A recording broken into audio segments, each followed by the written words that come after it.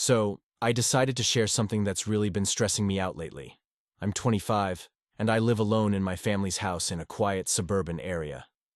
This summer's been especially lonely since I've been working from home a lot. Last night, around 10 p.m., I started hearing these weird noises coming from the shed out back, a place I almost never use. At first, I figured it was just the wind or maybe an animal, but the sounds felt more deliberate, like soft footsteps and something being moved around. Curiosity and worry got the best of me, so I grabbed a flashlight and headed to the shed, trying to stay calm. When I got there, I noticed the door was slightly open, which was odd since I always keep it locked. I went in slowly, looking around. I saw marks on the floor, and a bunch of tools that I usually keep locked up were just scattered around. My heart was racing as I realized someone had broken in. I felt this mix of fear and anger, but also this growing sense of vulnerability, knowing I was on my own to handle it. I still remember exactly how I felt in that moment. I didn't call the cops right away, worried the intruder might still be nearby. Instead, I went back inside and started figuring out my next steps. I put aside the tools that hadn't been taken and did a quick inventory, noticing that some of the more valuable ones were already gone. The feeling of having my space invaded was overwhelming, like my own home wasn't even safe anymore. The next morning, I decided to set up security cameras around the property, especially around the shed and the more hidden parts of the yard. I spent hours adjusting the angles, checking every spot, hoping I'd catch something suspicious. But in the days that followed, my anxiety just kept growing. Every noise at night made my heart race, and the constant feeling of being watched started eating away at me. More tools kept disappearing one by one, and the frustration of not being able to catch whoever was doing it just got worse with each day. That night I barely slept. The sound of cars passing on the street seemed louder, and every shadow from the moonlight made me jumpy. I decided to review the footage from the cameras during the day. With tired eyes, I started watching every minute, hoping to spot the intruder. It was hours of pure tension, finding nothing out of the ordinary. Just when I was about to give up, I saw a dark figure moving slowly toward the shed. My heart pounded, and a chill ran down my spine when I realized it was happening at the same time the thefts had been happening. The next day, my anxiety was through the roof. I started taking extra precautions, locking all doors and windows before bed, avoiding going out late, and even scanning the area around my house more closely during the day. But the thefts kept happening. Essential tools were disappearing almost weekly, and the feeling of helplessness was eating me alive. Every time I heard a noise from the shed, my whole body tensed up with fear. The paranoia was affecting my everyday life, and the sense of safety I used to feel at home had completely vanished. Tonight, things took a turn I still can't quite believe. Around 11 p.m., while I was trying to relax in the living room, I heard those familiar sounds from the shed again. My heart started pounding, and a wave of panic hit me. I decided to stay up, watching the cameras, hoping to catch the intruder in action. The hours dragged by, and every little sound had my nerves on edge. Finally, around midnight, the cameras picked up a shadow moving stealthily toward the shed. The image was dark and blurry, but knowing someone was after my tools froze me in fear. The next morning, I woke up exhausted and still shaky. The anxiety was eating me alive. I decided to amp up security even more, adding extra locks and motion sensor lights around the shed. I also started talking to my neighbors, hoping someone had seen or heard something suspicious. But no one had noticed anything out of the ordinary. The feeling of vulnerability just kept growing, and I started wondering if I'd ever get my tools back, or if this would keep happening without end. Each day brought more uncertainty and fear, and I felt more alone than ever in this weird, silent battle against this unknown intruder. That night, I knew I couldn't keep ignoring what was happening. I was determined to finally catch the person messing with me. I set myself up in front of the cameras, notebook in hand, ready to jot down any suspicious movement. It was 10:30 p.m., and the silence in the house felt almost crushing. My hands were shaking as I watched the screens, every second dragging on. Suddenly, I heard the sound of glass breaking near the shed. My heart raced and I could barely breathe. There it was again, the shadowy figure, moving with an almost eerie caution. I got up slowly, trying to stay calm, and headed to the door to check the cameras. Each step echoed through the empty house, ramping up the tension. When I got to the shed, the door was locked, but there were clear signs someone had tried to force it open. In the dim light of my flashlight, I could see scratch marks and some tools scattered on the floor. A wave of fear and helplessness hit me, realizing I was dealing with someone who knew the place well and was very deliberate in what they were doing.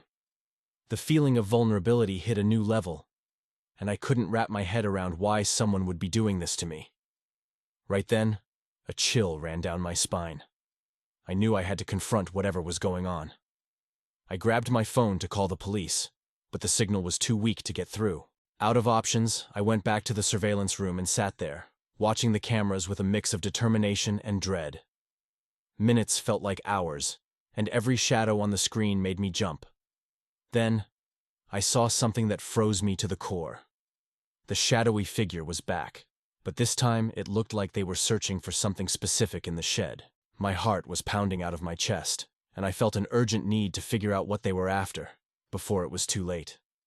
I decided I couldn't just sit around anymore. I grabbed a flashlight and a heavy tool, ready to confront the intruder if they tried coming in again. My mind was racing, fear, anger, and a desperate determination to defend my space. As I walked toward the shed, each step echoed in the quiet night, making the tension inside me rise. Just as I got closer, the shed door started creaking, like someone was actually trying to force it open. My palms were sweaty, and my knees felt weak, but I kept moving, determined to face whatever was lurking. Right then, a shadow darted past the window, and I knew the real test was about to start. That moment seemed to stretch on forever. My heart was racing out of control as I watched the shadow disappear into the dark. I knew I couldn't just stand around. I had to do something. Clutching the flashlight and the heavy tool tightly, I moved toward the shed door. Each step ramped up the tension, and the silence around me was almost deafening. Finally, when I got to the door, I saw the intruder's hand on the lock, trying to force it open again. I felt a chill down my spine, but I held firm, ready to face whatever was on the other side. Taking a deep breath, I pushed the door open with all my strength. It creaked loudly, revealing the dimly lit inside of the shed. Standing there in the middle was a dark figure, staring right at me. I couldn't make out their face, but there was this menacing presence coming off them. I froze for a second, but then adrenaline kicked in, and I raised the tool, trying to scare them off. To my surprise, they didn't react right away. There was this heavy silence, each second more intense than the last. Then, something completely unexpected happened that changed everything. The figure suddenly stepped forward and, to my shock, lifted its head. It wasn't a normal person. The face was pale, almost transparent, and the eyes were empty, lifeless. A chilling silence filled the shed as I tried to make sense of what I was seeing. Without any hostile move, the figure simply reached out a hand toward me, like it wanted to show me something. Every instinct told me to run, but something held me there, watching closely. In its hand was a small toolbox I'd lost in the last break-in. And then, everything stopped. The figure slowly faded away, leaving behind a deep cold, and this feeling that its visit had a purpose beyond just stealing. I stood there, trying to process what had just happened. The shed door slammed shut and the silence returned, heavier than before. I realized I'd seen enough to know my home wasn't safe anymore, and that there was something going on beyond what I could explain. In the days that followed, the break-ins stopped just as suddenly as they'd started, leaving me with a mix of relief and unease. Even now, I can't fully explain that night. Sometimes I still feel like I'm being watched, and that sense of vulnerability lingers. The whole experience left its mark on me, reminding me that not everything in this world is explainable, and some mysteries might just stay mysteries forever. Please subscribe our YouTube channel. I used to have this habit of taking my dog for a walk at night, especially when I needed to clear my head after a long, exhausting day. It's a quiet neighborhood, the kind where the streets go dead once the sun sets. The streetlights aren't great, but that never really bothered me. There's something strangely peaceful about the silence at night, you know? Just the sound of my footsteps and my dog's paws on the asphalt. But that night, something felt off. At first, I thought it was just my mind playing tricks on me, but by the second time, I couldn't shake it. It was a sound low and muffled coming from an empty parking lot across the street. When I stopped to really listen, I could hear it clearly, a faint help, soft, almost like a whisper, but it kept repeating. It was so steady, like it was on some kind of loop. I glanced around, trying to see if anyone else was out there, but the street was completely empty, like usual. My dog, though, he was acting strange, growling softly, staring at the parking lot, something he never does. That sent a weird chill down my spine, but curiosity got the better of me. I crossed the street slowly, trying to figure out what the hell was going on. I walked through the whole parking lot, shining my phone flashlight into every corner I could. Nothing, not a single soul. Just an empty, rundown lot with some scattered leaves and a couple of crushed soda cans. But the sound, it didn't stop. Every time I paused to listen, that faint, persistent help was still there. The weird part, it felt like it was coming from everywhere and nowhere at the same time. I started to get this cold, creeping sensation up my back, like someone was watching me, even though I couldn't see anyone. It was almost like the sound was coming from the ground beneath me, but also like it was floating in the air, echoing all around. The worst part was when I tried calling out. I yelled, asking if anyone was there, if they needed help, but the only response I got was that same repetitive help. It was like the voice couldn't hear me, like it was trapped in some endless loop. I thought about calling the cops, but what was I supposed to say? Hey, I'm hearing a voice asking for help, but there's nobody here. They'd think I was crazy. So, I decided to take one last look around, even though I was getting more and more uneasy. I kept telling myself it had to be some kind of prank, or maybe someone messing with me. As I kept searching, the sound seemed closer, like it was right next to me. But the strange thing was, the closer it felt, the harder it was to figure out where it was actually coming from. And then my dog did something that freaked me out even more. He started pulling on his leash, like he wanted to leave. He wouldn't stop staring at this dark corner of the lot, whining softly, which he never does. That uneasiness I felt turned into full-blown panic, like this overwhelming urge to just run and get the hell out of there. But at the same time, something in me felt like I couldn't leave, like I had to figure out what was going on. It was almost like I was supposed to find out what was hiding there. I tried recording the sound on my phone, but whether it was the wind or distant cars passing by, nothing came through. That just made me feel even more like I was losing it. With my heart racing, I decided maybe someone was hiding there, someone who didn't want to be found or who was trapped somehow. I started digging into reports of missing people in the area, hoping to find something, anything, that might explain what I was hearing. I didn't find anything right away, but as I kept reading, my mind started to piece together every missing person's story with that voice in the parking lot, like they were all somehow connected to what I'd heard that night. The next night, I decided to go back, this time with a stronger flashlight and my head full of those disappearance stories I'd read. I waited around at the same time, watching for any sign of movement, anything out of the ordinary. And just like the night before, the faint cry for help started again, low, persistent, always in the same tone. It sounded like a recording, but at the same time, there was something disturbingly human about it, like real desperation. I started walking slowly through the parking lot, shining the light into every corner, listening intently to every sound around me. But just like before, there was nothing. Just the echo of my own breathing and the nervous barking of my dog. The longer I stayed, the more the sound seemed to mess with me, throwing me off balance. It would get louder in one spot, but as soon as I got there, it seemed to shift to another corner. It was like it was toying with me, pulling and pushing, making me feel like a fool. My head started to feel foggy, and I began questioning whether there was actually someone there or if I was just losing it. But every time I thought about giving up and leaving, the help would come through clearer. Like whoever it was knew I was about to walk away. After almost an hour of trying to pinpoint where the sound was coming from, I was completely drained. Both my patience and my nerve were shot. With every step I took, the cry for help seemed closer and more desperate, almost like the voice itself was pleading with me not to leave. That's when my dog completely froze. He wouldn't move another inch, planting his paws firmly on the ground and tugging hard in the opposite direction. It was like he knew something was there, something we shouldn't go near. I looked down at him, and this overwhelming feeling of dread hit me, a sense that I was pushing too far, that maybe it was safer to just accept that I wasn't meant to know what was going on. As much as I wanted answers, I couldn't shake the feeling that something about that place was deeply wrong. Wrong in a way that seemed to warp the air, the temperature, even the smell around me. I started backing away slowly, my dog practically dragging me toward the street. But just as I turned my back to leave, I heard the help one last time louder than ever, almost like a scream. It froze me in my tracks, and for a split second, I nearly gave in to the urge to turn back and search again. But in that moment, something deep inside me, some primal instinct, kicked in. It told me I needed to get out of there and fast. I started walking quickly, not daring to look back, my dog practically pulling me along.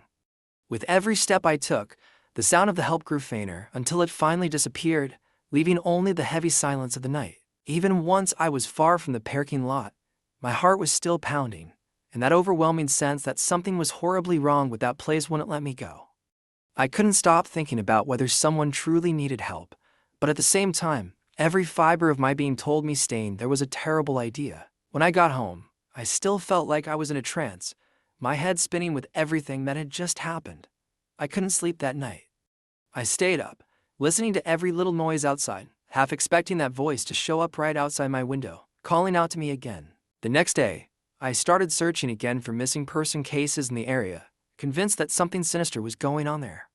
But once again, I found nothing, not a single lead.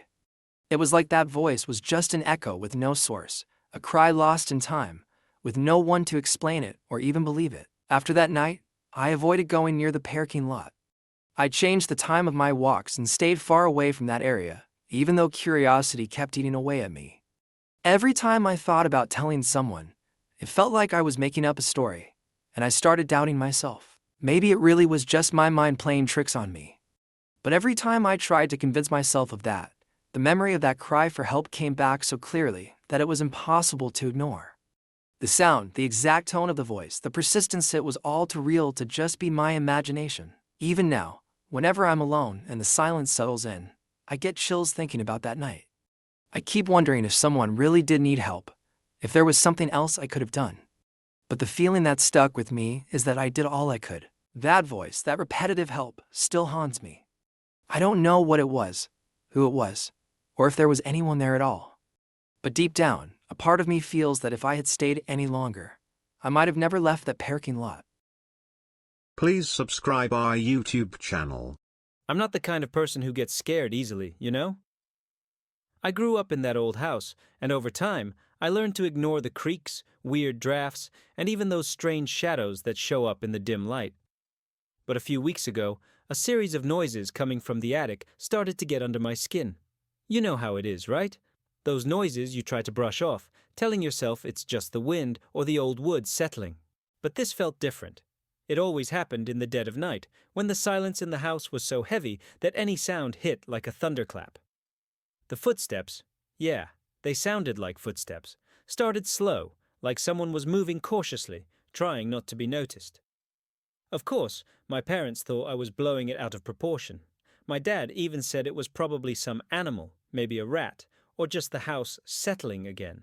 But deep down, I knew it wasn't just creaky wood. One night, it got even weirder. I woke up with a start to what sounded like something being dragged across the attic floor. And it didn't happen just once. I heard it again, and then again, like something, or someone, was moving something heavy right above my bedroom. I froze in bed, trying to make sense of it, but I couldn't work up the courage to go up there and see for myself. The next morning, over breakfast, I brought it up again to my dad, trying to get him to take me seriously. He laughed it off, not really buying it, and said he'd check the attic later if it was bothering me that much.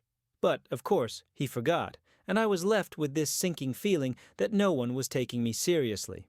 I thought about going up there alone, but something held me back, you know? That weird gut feeling, like a survival instinct, telling me I might not really want to know what was going on. But it wasn't just the noises that got to me. Little by little, I started noticing some of my stuff out of place. Nothing major, but just enough to mess with me. A pen that had been on my desk suddenly on the other side of the room, my sneakers that I always leave in the same spot, now facing the wrong way. Stuff like that. I kept questioning myself, thinking maybe I was just being forgetful or overthinking things. But deep down, I knew something wasn't right. That's when I decided I needed proof. So, one weekend when my parents were out, I grabbed an old camera we had lying around and set it up, pointed right at the attic hatch. I had to know what was going on. For the first few nights, nothing happened. No noises, nothing on the camera. I started to think maybe it really was just in my head and I'd blown it out of proportion. But then, on a Saturday night, it happened again. Those faint footsteps in the attic. I was wide awake, so I knew I wasn't dreaming or imagining it. The next morning, I went straight to check the camera footage. And there it was. At some point during the night, the attic hatch moved. Slowly, like someone was trying to open it quietly. My heart started pounding as I watched. And then, as I scrubbed through the footage, I saw something that made my stomach drop. In one of the frames, there was a face, blurry, but definitely a face. It wasn't anyone from my family. It was a man, older, with this strange expression on his face, like he was sizing up the space, checking if the coast was clear. I didn't recognize him, but something about him told me he knew exactly what he was doing, and it definitely wasn't the first time. I was in shock watching that video, and the first thing I thought was that I needed to show it to my parents. I waited until they got home, and as soon as I had the chance, I showed them everything. My dad finally got serious, and I think at that moment he realized the situation was way worse than he'd thought.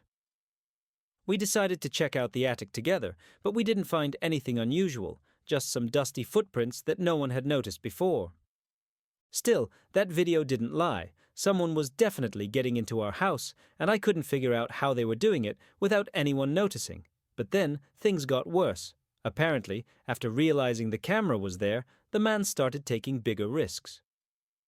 One night, I woke up to the sound of something falling upstairs, like he was trying to get in again. My dad decided to reinforce the attic locks and even added an extra latch. But by then, the fear had already taken over. Just the thought of a stranger sneaking into the place where I was supposed to feel safe was something I couldn't get out of my head. Every creak in the house made my whole body tense up, like he was about to show up again at any second. After locking everything up in the attic, I thought maybe that would be enough to make the guy give up. But even so, I kept waking up in the middle of the night, always with the gut-wrenching feeling that I was being watched. I started having nightmares, and my routine fell apart. Every little noise sent chills down my spine, and I couldn't stay home alone without feeling like he might try to break in at any moment. The tension was so overwhelming that I decided to leave the camera running 24/7, just to have some peace of mind. At least that way, I'd know if he tried something. Then came the bizarre twist in all of this. My mom was sorting through some old stuff in the home office and found an old photo album from when my grandparents lived here. As we flipped through it, one photo caught our attention. It was a portrait of a man, the same face I'd seen on the camera, with that unsettling look. We asked my dad about it, and he told us the man used to be a caretaker for the house, working for the family years ago. He assumed the guy had left town long ago, but apparently he never really let go of the house. After discovering the man was the former caretaker, everything started to click, but it only made the situation creepier. According to my dad, the guy had been let go years back, but he knew the house inside and out, including hidden corners, and, apparently, even a key that still worked on the attic entrance. That sent shivers down my spine, because it meant he had probably been coming and going unnoticed, maybe even for months. Still, the scariest part was wondering what he was after. We went through some things in the attic and noticed that a few of my grandma's old jewelry pieces, which had been stored in a box, were missing. It seemed like he was sneaking in just to take little things here and there, trying not to draw attention. It was after that my parents decided to take more serious action. They called the police, but since we didn't have any solid evidence besides the recordings and the missing jewelry, the officers said the most they could do was keep an eye on the area. I felt a mix of relief and frustration. On one hand, it seemed like things were finally being addressed, but on the other, the thought that he could come back at any moment still haunted me. Even with the new locks and the police nearby, I couldn't shake the overwhelming sense of vulnerability. Knowing that man was familiar with every corner of our house and could show up again at any time was a paranoia I just couldn't control. The days that followed were tense. I avoided going up to the attic as much as possible, but I couldn't stop thinking that he might still have a way to get in. The thought that he knew the house better than we did, every nook, every hidden spot, was suffocating. It felt like he knew exactly where to be to stay out of sight, when to enter without arousing suspicion. Even with everything locked up and the police making occasional rounds, I'd wake up drenched in sweat, convinced I'd heard something again. Even my parents, who used to think I was imagining things, were visibly worried. Then, one night, I woke up to the sound of glass breaking downstairs. My heart was racing. I ran to my parents' room, and we all rushed down together. In the living room, we found a broken window.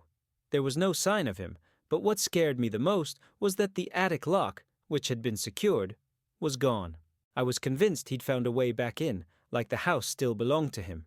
That's when my parents decided it was time to overhaul our security completely. We installed an alarm system, put cameras throughout the house, and replaced every single lock. After those changes, we finally started to feel a little safer. The alarms gave us a sense of protection we hadn't felt before, and slowly the fear began to subside. But to be honest, I don't think the feeling that something's off will ever go away entirely. Even with all the new security, every little noise or creak makes me think he's trying to come back. We never figured out exactly how he was getting in, or if he'd left behind other entry points or hidden keys. The police conducted a more thorough investigation, but didn't find any trace of him. It was like he'd vanished into thin air. Since that day, the attic has pretty much become off-limits for me. Sometimes I catch myself staring at the ceiling, wondering if, somehow, he's still up there watching, waiting for the right moment to return. The sense of vulnerability, of knowing he understood our house better than we did, still lingers. Even now, I can't fully explain how he managed it, but I know this experience completely changed how I feel about safety and the trust I have in the place that's supposed to be my home. And the strangest part? Even after everything we did, I can't shake this eerie feeling that the story isn't over yet. Please subscribe our YouTube channel. I never thought something so weird would happen on my very first night back in town. I'd just gotten my degree and landed a new job, but honestly, all I wanted was to get into my apartment, take a hot shower, and forget about the cold and the rain that just wouldn't let up. But, of course, life had other plans, because the moment I got to my door, I realized I didn't have my key. I tore through my backpack, checked every pocket, nothing. I was completely locked out, and there wasn't an easy fix in sight. To make things worse, it was almost midnight, and I barely knew anyone in this part of town. With no better options, I headed to this little cafe on the corner, one of those rundown, 24-hour spots you only go to when you're desperate. As soon as I walked in, the smell of stale coffee and greasy food made me second-guess myself, but standing out in the rain didn't seem like a better idea. I found a seat in the corner, trying to keep a low profile, and ordered a coffee just to have an excuse to be there. While I waited, thinking about how to get help, I noticed two people at the next table. Well, noticed might not be the right word, they were hard to ignore. They weren't talking exactly, it was more like an intense whispering that made the whole vibe feel off. I tried not to eavesdrop, but their tone made it impossible not to catch bits and pieces of their conversation. The guy, who looked like he was in his early 40s, was practically hissing, clearly pissed about something, while the woman kept trying to calm him down. Their words were disjointed, but I caught enough to know they were talking about something serious. Words like no traces and do what's necessary floated over, and it didn't take a genius to figure out this wasn't some friendly disagreement. My heart started pounding. I had that fight or flight urge to just leave, but where was I even gonna go? I decided my best move was to act like I hadn't heard a thing and just wait it out until someone could show up with a spare key to bail me out. But then, the guy stopped talking. Just like that. Dead silence. Honestly, it was scarier than their whispering. I didn't want to look directly at them, but my eyes betrayed me, catching his reflection in the window next to me. That's when it happened. He locked eyes with me like he knew I'd been listening. My stomach dropped. He held that stare for what felt like forever, and I felt this icy chill crawl up my spine. The woman must have noticed because she stopped too and glanced my way. The tension in the air was unbearable, and I started thinking I'd stumbled into something way worse than just losing my key. I quickly looked away, pretending I was totally engrossed in my coffee, like the swirling liquid was the most fascinating thing I'd ever seen. But I could feel their eyes on me, heavy and unrelenting. The seconds dragged on, and my brain was spinning with worst-case scenarios. What if they thought I was some kind of threat? What if they decided to deal with me? Then, without warning, the guy got up. Slowly. He started walking toward me. My heart was racing, but I tried to stay calm. My hands, though, they didn't get the memo and started shaking. He stopped right next to me, so close I could smell the mix of cigarette smoke and booze on him. It hit me like a wave, and if I wasn't already on edge, that sure did it. He asked me what I was doing there, his voice eerily calm, like he was daring me to give the wrong answer. I tried to keep my voice steady as I explained that I was waiting for help because I'd locked my key outside of my apartment. He stared at me with a look of doubt, and for a second, I thought he was going to accuse me of spying on their conversation. But before I could scramble to come up with a better excuse, he stepped back, gave a dry, almost sarcastic smile, and returned to his table, exchanging a quick glance with the woman. I wasn't sure if I should feel relieved or if it was a sign that things were about to take a turn for the worse. After he sat back down, I tried my best to stay calm, but inside, I was panicking. My mind was spinning with every worst-case scenario. What if he decided to follow me when I left the cafe? What if they thought they had to silence me to make sure I hadn't overheard too much? The thoughts wouldn't stop coming, and I just wanted the help I'd called for to arrive already. With every passing minute, my paranoia grew. I started doubting if he'd really believed my story. He kept glancing at me occasionally, and the woman looked restless, as if she was waiting for him to give her some kind of signal. I felt like I was trapped in the middle of a nightmare I couldn't wake up from. And then, as if things couldn't get any worse, he stood up again. This time, he walked over to the counter and started talking to the barista. I tried to hear what they were saying, but it was all muffled, like the sound of my own fear was drowning out everything around me. At one point, the barista looked in my direction while the man was speaking, and my heart nearly stopped. I didn't know what to do anymore. If I got up and left, they might follow me. If I stayed, I was at their mercy. I felt utterly trapped, with no one to turn to, and all I could do was silently pray that someone would show up soon with the spare key to my apartment. After what felt like forever, the man finally walked away from the counter and returned to his table, but his suspicious glances didn't stop. Every time he looked my way, it felt like the air around me grew thicker, heavier, like the tension in the room was swallowing me whole. Then, out of nowhere, the cafe door swung open, and a couple walked in, laughing and talking loudly. Their arrival brought a moment of relief, like their presence somehow lessened the danger. I tried to take advantage of the distraction, glancing at my phone again and sending another message to the person who was supposed to help me, but still, no reply. Even with the added commotion, I could tell the man was still watching me. This time, he had a faint smile on his face, the kind of smile that didn't carry any warmth. It was more of a warning, a reminder that he was in control. Then, he leaned over to whisper something to the woman, and the two of them started gathering their things to leave. As they stood up, they walked past my table, giving me one last look. It wasn't just a glance, it felt like a message, part warning, part threat. Like they were making sure I understood that I knew too much, and there could be consequences for that. I froze, unable to move or react.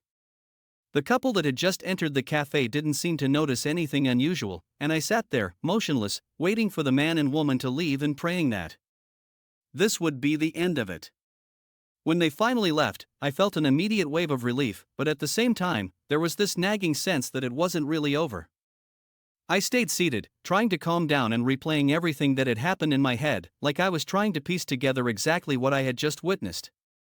The rain outside kept pounding against the windows, almost as if the weather itself was conspiring against me that night.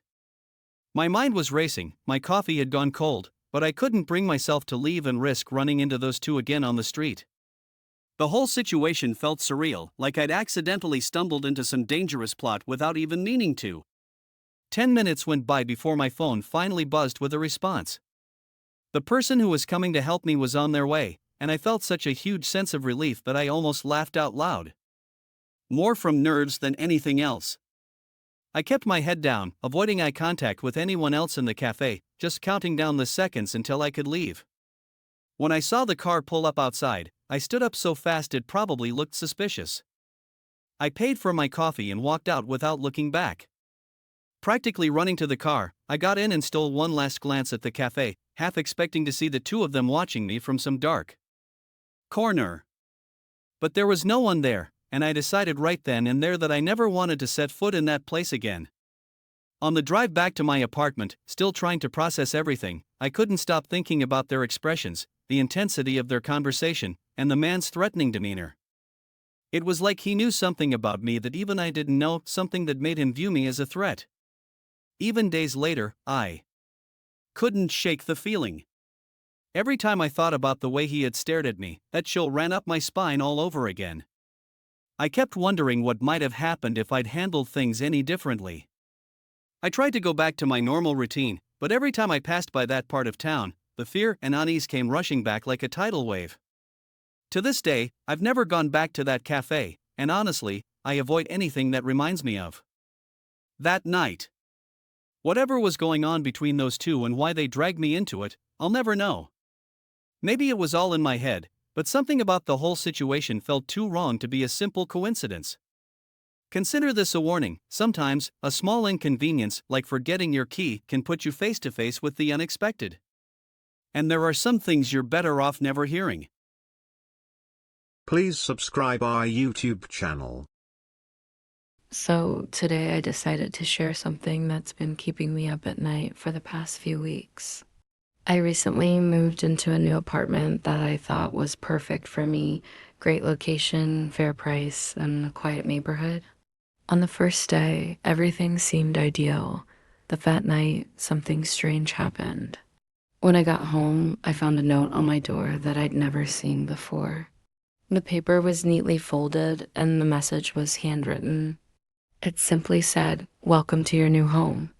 At first, I thought it was just a prank from a neighbor or maybe even the previous tenant.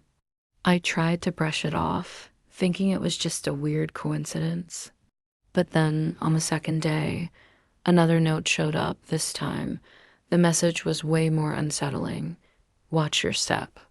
My heart started racing, and this creeping sense of fear began to take hold.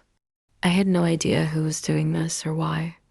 I decided to let the landlord know and even contacted the police, but so far, the notes have kept coming every single day. By the third day, things got seriously creepy.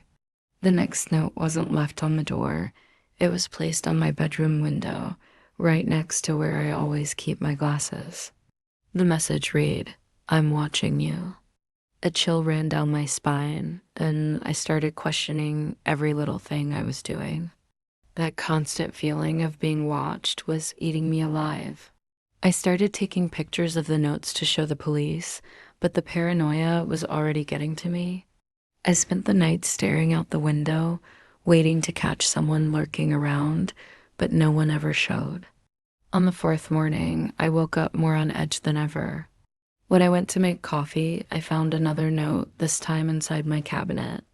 It said, "You can't escape." My heart nearly stopped. I felt like I was losing my mind, but the evidence was right there in front of me. I called the landlord again, who sounded just as freaked out as I was, but still had no answers. The police haven't found anything suspicious either. Completely at a loss, I started researching stalkers and security measures, determined not to let this take over my life. By the fifth day, the anxiety was unbearable. I decided I wasn't going to just sit back anymore. I installed security cameras both inside and outside my apartment, spending hours tweaking every angle to make sure I'd catch anything suspicious. But even with all that, the feeling of being watched wouldn't go away. That night, I heard noises coming from the hallway. For a second, I thought about confronting whoever might be out there, but fear froze me in place. Every little sound felt louder, scarier, and I couldn't even sleep. On the sixth day, things reached a whole new level of terrifying. One of the notes included chilling details about my daily routine, mentioning exactly where I had been at certain times. That's when I became sure whoever was doing this was obsessively tracking my every move. I woke up drenched in sweat, dreading what the next day would bring. I started avoiding leaving the apartment, even for basic errands, and my social life completely disappeared. The paranoia was overwhelming. Every tiny noise or shadow felt like a direct threat. I knew I had to step things up, so I reached out for legal help and talked to security experts, determined to figure out who was doing this and why. On the seventh day, I decided I needed to take more proactive steps. I hired a private investigator, hoping they could figure out who was behind the notes. While waiting for the first report, I kept reinforcing the apartment security, changing all the locks and installing motion sensor lights around the exterior. The tension was constant, and every little sound felt like a threat. I spent the night reviewing footage from the cameras, but nothing seemed out of the ordinary.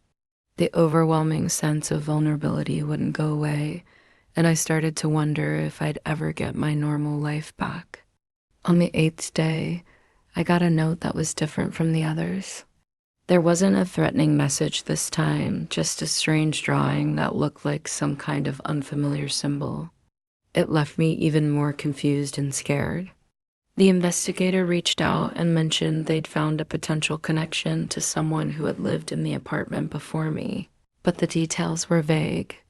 Without clear answers, my mind started spinning, coming up with terrifying scenarios about who could be doing this and why. I decided to open up to a few close friends about what I was going through. But even with their support, the fear lingered, like the person behind all this was always one step ahead. When I woke up, I noticed the cameras I'd installed weren't recording properly. I spent the entire morning readjusting them, checking connections, and making sure everything was set up right. While I was doing that, another note appeared. This one read, "I'm closer than you think." My heart raced, and a wave of panic hit me. I started to seriously question if someone was out there, watching my every move. Acting on instinct, I called the police, explaining the desperate situation. The minutes that followed felt like an eternity until blue lights finally lit up the hallway. My body froze in fear as I strained to figure out where the sounds were coming from. I peeked out the window but saw nothing but darkness. I went back to bed, but the fear kept me awake, making every minute drag on endlessly and pushing my anxiety to new heights. As the hours crawled by, I heard those strange noises in the hallway again. But this time, it wasn't just some faint sound, it was deliberate footsteps getting closer to my door. My heart was pounding out of control as I checked the cameras, but nothing showed up on the screen. Then I heard a faint scraping sound at the lock, and a wave of panic washed over me. Frozen in fear, I didn't know what to do. After a few tense moments, one of the officers suggested it might just be a neighbor playing an incredibly inappropriate prank. I felt a mix of relief and relief that I wasn't alone, but frustration that I still didn't have any clear answers. I spent the rest of the night going over everything in my head, trying to piece together who could be behind the notes and why they'd chosen me. To this day, I still don't know what really happened.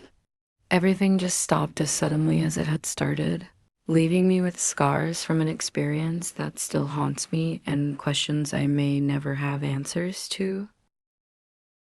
Please subscribe our YouTube channel.